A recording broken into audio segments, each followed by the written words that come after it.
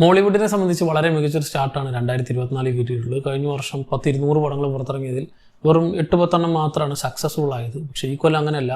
ആദ്യ 3 മാസങ്ങളിൽ തന്നെ 8-10 നല്ല പടങ്ങൾ നമുക്ക് ഓൾറെഡി കിട്ടിക്കഴിഞ്ഞു. സോ ഇത്രയും നല്ലൊരു തുടക്കം ഈ അടുത്ത കാലത്ത് നമുക്ക് കിട്ടിയിട്ടില്ല എന്ന് പറയാം. അതിൽ തന്നെ നല്ല നല്ല തിയേറ്ററിക്കൽ റൺസ് ഉണ്ട്. കൂടാതെ നല്ല കുറേ സിനിമകൾ നമുക്ക് കാണാൻ പറ്റി, പല പല ജോണേഴ്സ് നമുക്ക് കാണാൻ പറ്റി. ഇപ്പോൾ കേരളത്തിൽ മാത്രമല്ല, തമിഴ്നാട്ടിലും ആന്ധ്രയിലും എന്നിങ്ങനെ പുറത്തും നല്ല റണ്ണ് നടത്താൻ ഈ കൊച്ചു കൊച്ചു സിനിമകൾക്ക് സാധിക്കുന്നു എന്ന് പറയുന്നത് തന്നെ വലിയ കാര്യം. അതും ചെറിയ സക്സസ് ഒന്നുമല്ല, വളരെ ലോ ബഡ്ജറ്റിൽ പുറത്തിറക്കി 10-200-100 കോടിയൊക്കെ അടിക്കുക എന്ന് പറഞ്ഞാൽ അത് ചെറിയ കാര്യമൊന്നുമല്ല. സോ അങ്ങനെ നല്ലൊരു തിയേറ്ററിക്കൽ റണ്ണ് ഈ സിനിമകളൊക്കെ നടത്തുന്നുണ്ടെങ്കിലും ആസ് ആൻ ഓഡിയൻസ് നമുക്ക് കിട്ടിയത് നല്ല കുറേ ജോണേഴ്സാണ്, നല്ല കുറേ എക്സ്പെരിമെൻ്റൽ മൂവീസാണ്. ഇതെല്ലാം തന്നെ സൂചിപ്പിക്കുന്നത് പ്രേക്ഷകർക്ക് അല്ലെങ്കിൽ പ്രേക്ഷകരിലുള്ള ഫിലിം മേക്കേഴ്സിൻ്റെ വിശ്വാസമാണ്. സോ 2 സൈഡ് ഉണ്ട്. ഈ 2024 നമ്മൾ കണ്ട good and bad side of Mollywood എന്നതിനെ കുറിച്ചാണ് ഈ വീഡിയോ നമ്മൾ ചർച്ച ചെയ്യാൻ പോകുന്നത്. വളരെ നല്ലൊരു മികച്ച ഒരു നല്ല വശമുണ്ട്, അതേ സമയത്ത് തന്നെ ഏറ്റവും വേഴ്സ്റ്റ് ആയിട്ടുള്ള വെർഷൻസും നമ്മൾ ഈ 2024 തന്നെ കണ്ടു കഴിഞ്ഞു. സോ നല്ല വശം എന്ന് പറഞ്ഞാൽ ഈ നല്ല കുറേ സിനിമകൾ കിട്ടിയതാണ്. തിയേറ്ററിൽ റണ്ണ് മാറ്റി നിർത്തിയാൽ എത്ര കിടിലൻ ജോണേഴ്സാണ് ഈ 3 മാസത്തിൽ തന്നെ നമ്മൾ കണ്ടത്. അത് മലയാളത്തിൽ നിന്ന് മാത്രം. ഇന്ത്യയിലിപ്പോൾ ഹിന്ദി ഉണ്ട്, തെലുങ്ക് ഉണ്ട്, കന്നഡ ഉണ്ട്, തമിഴ് ഉണ്ട്, എന്നിങ്ങനെ മറ്റു വലിയ വലിയ ഇൻഡസ്ട്രീസ് ഉണ്ടെങ്കിലും അവരാരും തന്നെ തൊട്ടുപോലും നോക്കാത്ത പല പല ജോണേഴ്സ് നമ്മളിവിടെ ട്രൈ ചെയ്തു. അതും മിക്സ്ഡ്. അത് എല്ലാം തന്നെ ഒട്ടുമിക്കതും നല്ല സിനിമകളാണ്. ഒട്ടുമിക്കതും പ്രേക്ഷകരെ ഇഷ്ടപ്പെട്ട് കൈ നീട്ടി സ്വീകരിച്ച സിനിമകളാണ്. ഇപ്പോൾ 2024 തുടങ്ങുമ്പോൾ തന്നെ നമുക്ക് ആദ്യം കിട്ടിയതായിരുന്നു ഓസ്ലർ എന്ന സിനിമ. അത് തിയേറ്ററിൽ നല്ല റണ്ണ് നടത്തിയ നല്ലൊരു ക്രൈം ത്രില്ലർ ചിത്രമായിരുന്നു. ഒരു കൊമേഴ്ഷ്യൽ ടച്ചോട് കൂടി ഒട്ടുമിക്ക എല്ലാ പ്രേക്ഷകരും സാറ്റിസ്ഫൈ ചെയ്യുന്ന, നമ്മൾ സ്ഥിരം കാണുന്ന ടെംപ്ലേറ്റിലുള്ള സിനിമയാണെങ്കിലും ഒരു നല്ല കൊമേഴ്ഷ്യൽ എൻ്റർടൈനർ എന്ന രീതിക്ക് പ്രേക്ഷകരെ തീർച്ചയായിട്ടും സാറ്റിസ്ഫൈ ചെയ്തൊരു മൂവിയായിരുന്നു ഓസ്ലർ. അത് കഴിഞ്ഞ് ആട്ടം എന്നൊരു സിനിമ ഉണ്ട്. അത് ഫിലിം ഫെസ്റ്റിവലിൽ ഓൾറെഡി റിലീസ് ചെയ്ത് നല്ല അഭിപ്രായം കിട്ടിയിട്ട് തിയേറ്ററിലേക്ക് വന്ന സിനിമയാണ്. പക്ഷേ തിയേറ്ററിൽ വലിയ റെസ്പോൺസ് ഉണ്ടായിരുന്നില്ല. പക്ഷെ പടം നല്ലതായിരുന്നു. ഞാനൊക്കെ കാണുമ്പോൾ ഒരു വിരലെണ്ണാൻ പറ്റുന്ന ഒരു 5-6 പേര് മാത്രമാണ് തിയേറ്ററിൽ ഉണ്ടായിരുന്നത്. പക്ഷേ ഇതിപ്പോൾ ഈ റീസെൻ്റ്ലി OTT-യിലൊക്കെ വന്നിട്ടുണ്ട്, പ്രൈം വീഡിയോയിലൊക്കെ. അപ്പോഴും ആൾക്കാർ കണ്ട് നല്ല അഭിപ്രായം സിനിമയ്ക്ക് കിട്ടുന്നുണ്ട്. സോ കണ്ടന്റ് നല്ലതാണെങ്കിൽ അത് എപ്പോഴായാലും, ഇപ്പോൾ തിയേറ്ററിൽ ഹിറ്റ് ആയില്ലെങ്കിലും സിനിമയുടെ സക്സസ് എന്നുള്ളത് എപ്പോഴും സ്റ്റേബിളാണ്. ആ സിനിമയെക്കുറിച്ച് ആൾക്കാർ എപ്പോഴും ചർച്ച ചെയ്യും എന്നുള്ളത് ആട്ടമൊക്കെ നമുക്ക് തെളിയിച്ചു വന്നു. വളരെ നല്ല സ്ക്രീൻ പ്ലേ ഉള്ള, മലയാളികൾക്ക് അധികം കണ്ട് പരിചയമില്ലാത്ത ഒരു ചേംബർ ഡ്രാമ ജോണറിൽ പെടുന്നൊരു സിനിമയാണ്. ചേംബർ ഡ്രാമ എന്നൊക്കെ പറയുമ്പോൾ ഒരു കോർട്ട് റൂം ഡ്രാമ പോലെ കുറച്ച് ആൾക്കാരെ വെച്ച് ചെറിയൊരു സെറ്റ് അല്ലെങ്കിൽ ചെറിയൊരു പ്ലേസിൽ നടക്കുന്ന ഒരു ചെറിയ ഇവന്റ്, അതിനെ ബേസ് ചെയ്തിട്ടായിരിക്കും ഒരു സിനിമ മുഴുവനായിട്ട് നടക്കുക. സോ കൂടുതലും കോൺവെർസേഷൻ ആയിരിക്കും.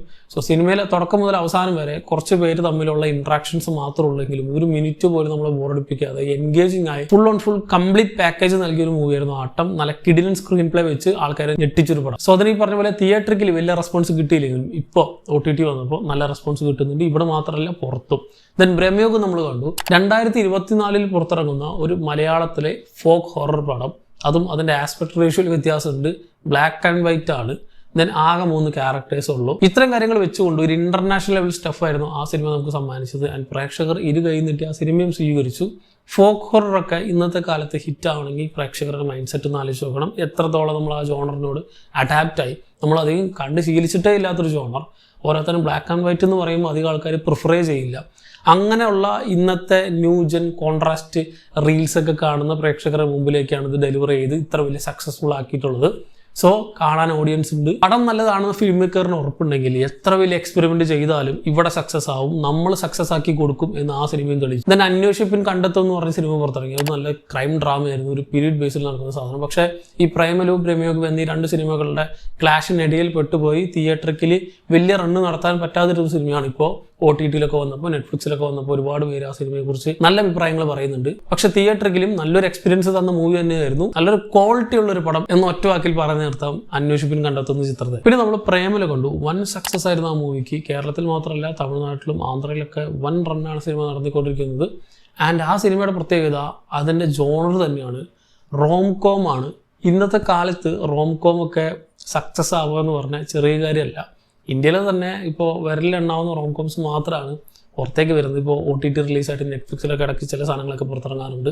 അതല്ലാതെ തിയേറ്ററിക്കലി ഇത്ര വലിയ ഹിറ്റ്, അത് മലയാളത്തിൽ നിന്നൊരു പടം എന്ന് പറയുമ്പോൾ അത് വേറെ ലെവൽ തന്നെയാണ്. ദെൻ നമ്മൾ മഞ്ഞുമൽ ബോയ്സ് കണ്ടു, അഡ്വഞ്ചർ സർവൈവൽ ത്രില്ലർ എന്നൊക്കെ പറയാൻ പറ്റുന്ന ഒരു സെപ്പറേറ്റ് ജോണറിൽ പോകുന്ന ഒരു മൂവി. ആൻഡ് അതും വൺ സക്സസ് ആയിരുന്നു. ചെറിയ സക്സസ് ഒന്നുമല്ല, മലയാളത്തിലെ ഏറ്റവും മികച്ച ബോക്സ് ഓഫീസ് കളക്ഷൻ കിട്ടിയ സിനിമ എന്ന രീതിയിലൊക്കെയാണ് ഈ സിനിമ ഇപ്പോഴും റൺ ആയിക്കൊണ്ടിരിക്കുന്നത്. കേരളത്തിൽ മാത്രമല്ല, ബാക്കിയുള്ള ഒട്ടുമിക്ക എല്ലാ സ്റ്റേറ്റുകാരും ഈ സിനിമ ഏറ്റെടുത്തു എന്ന് തന്നെ പറയാം. ഇപ്പോൾ തമിഴ്നാട്ടിലൊക്കെ ആണെങ്കിൽ അവർക്ക് മഞ്ജുമൽ ബോയ്സ് ആണ് അവരുടെ സ്വന്തം പടം എന്നൊക്കെ പറഞ്ഞാണ് അവർ പറഞ്ഞു നടക്കുന്നത്. സോ ഈ രീതിക്ക് സൗത്ത് ഇന്ത്യ മുഴുവൻ വലിയ ഓളം സൃഷ്ടിക്കാൻ ഈ ഒരൊറ്റ സിനിമയ്ക്ക് സാധിച്ചിട്ടുണ്ട്. ദെൻ അഞ്ചക്കള കോക്കാൻ എന്ന് പറഞ്ഞ സിനിമ തിയേറ്ററിൽ റിലീസ് ചെയ്തിട്ടുണ്ട്. അത് എന്ത് ജോണറാണെന്ന് പോലും പറയാൻ പറ്റാത്ത അത്രയും വലിയ എക്സ്പെരിമെന്റൽ മൂവിയാണ്. 3x സ്ട്രക്ചറിനൊക്കെ പൊളിച്ചടുക്കി പല പല പേസിങ്ങിലൊക്കെയാണ് സിനിമ പോകുന്നത്. സിനിമയിൽ തന്നെ പറയുന്ന പോലെ ഒരു ആഴ്ചപ്പതിപ്പിലെ കഥ നമ്മൾ വിഷ്വലി കണ്ട എങ്ങനെ ഉണ്ടാവും എന്ന രീതിയിലുള്ള ഒരു മൂവി. അതും എല്ലാവർക്കും കണക്ട് ആവുന്ന യാതൊരു പിടുത്തമില്ലാത്ത പക്ക എക്സ്പെരിമെന്റൽ മൂവിയാണ്. അതും ഇവിടെ പ്രേക്ഷകർ ഇരു കൈ നീട്ടി സ്വീകരിച്ചു. സോ അതിന്റെ ഒരു ജോണർ എന്താന്ന് പോലും പറയാൻ പറ്റുന്ന ഒരു മൂവി. ദെൻ എക്സിറ്റ് എന്നൊരു മൂവി നമ്മൾ കണ്ടു. ഒരു ഹോം ഇൻവേഷൻ ടൈപ്പിലുള്ള ഒരു വീട്ടിനകത്ത് കയറിപ്പെടുന്ന കുറച്ച് ആൾക്കാർ അവിടെയുള്ള ഒരു ഇവന്റിൽ എങ്ങനെ തരണം ചെയ്യുന്നതെന്ന് കാണിക്കുന്ന സിനിമകൾ ഒരുപാട് നമ്മൾ പുറത്ത് കണ്ടിട്ടുണ്ട്.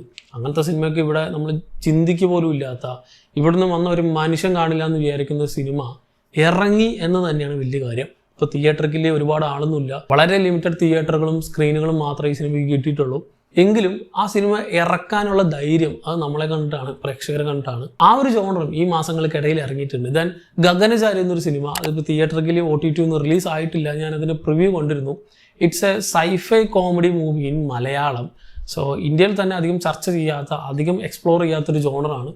അതും എവിടെയാണ് ഇറങ്ങുന്നത്? നമ്മുടെ മലയാളത്തിൽ. അതാണെങ്കിൽ വെറുതെ തട്ടിക്കൂട്ടിയെടുത്ത് പടമൊന്നുമല്ല, എനിക്കതിന്റെ പ്രിവ്യൂ ഷോ കാണാൻ പറ്റിയിരുന്നു. ഗംഭീര പടമാണ്. അത് ഇറങ്ങിക്കഴിയുമ്പോൾ ഞാൻ ഈ പറയുന്നത് എന്താണെന്നുള്ളത് നിങ്ങൾക്ക് മനസ്സിലാവും. ദെൻ ഇനിയും ഈ അടുത്ത ദിവസങ്ങളിൽ തന്നെ നമുക്ക് ഇറങ്ങാനിരിക്കുന്നുണ്ട് ഒരുപാട് പ്രതീക്ഷയുള്ള സിനിമകൾ. ഉദാഹരണം ആടുജീവിതം, ആവേശം, വർഷങ്ങൾക്ക് ശേഷം തുടങ്ങിയ സിനിമകൾ. സോ നമ്മൾ ഈ പറഞ്ഞു വന്നത് ഈ നല്ല സിനിമകളെ കുറിച്ച് മാത്രമല്ല, അതിന്റെ ജോണേഴ്സിനെ കുറിച്ചാണ്. ആ ജോണർക്ക് ഇവിടെ വർക്കായിട്ടുണ്ട് എന്നുള്ളതാണ്. ഈ ഉദാഹരണം ഇപ്പോൾ crime thriller, chamber drama, folk horror, rom com, അല്ലെങ്കിൽ സർവൈവൽ ത്രില്ലർ, ദെൻ ജോണർ എന്താണെന്ന് പോലും ചർച്ച ചെയ്യാൻ പറ്റാത്ത മിക്സ്ഡ് ആയിട്ടുള്ള ജോണറുള്ള സിനിമകൾ, ദെൻ സൈഫൈ കോമഡി എന്നിങ്ങനെ ഇത്തരത്തിലുള്ള ഇത്രയും ജോണേഴ്സ് മലയാളത്തിൽ വെറും 3 മാസം കൊണ്ട് തന്നെ എക്സ്പെരിമെന്റ് ചെയ്ത് പുറത്തിറക്കി അത് വൻ സക്സസ് ആവുകയും ചെയ്യാന്ന് പറഞ്ഞാൽ ഫിലിം മേക്കേഴ്സിന് നമ്മൾ ഓഡിയൻസിൽ ഉണ്ടാവുന്ന വിശ്വാസം ഒന്നുകൊണ്ട് മാത്രമാണ്. കഴിഞ്ഞ കുറച്ച് വർഷങ്ങളെ പോലെ അല്ല, ആ വിശ്വാസം കുറേ കൂടി കൂടിയിട്ടുണ്ട്.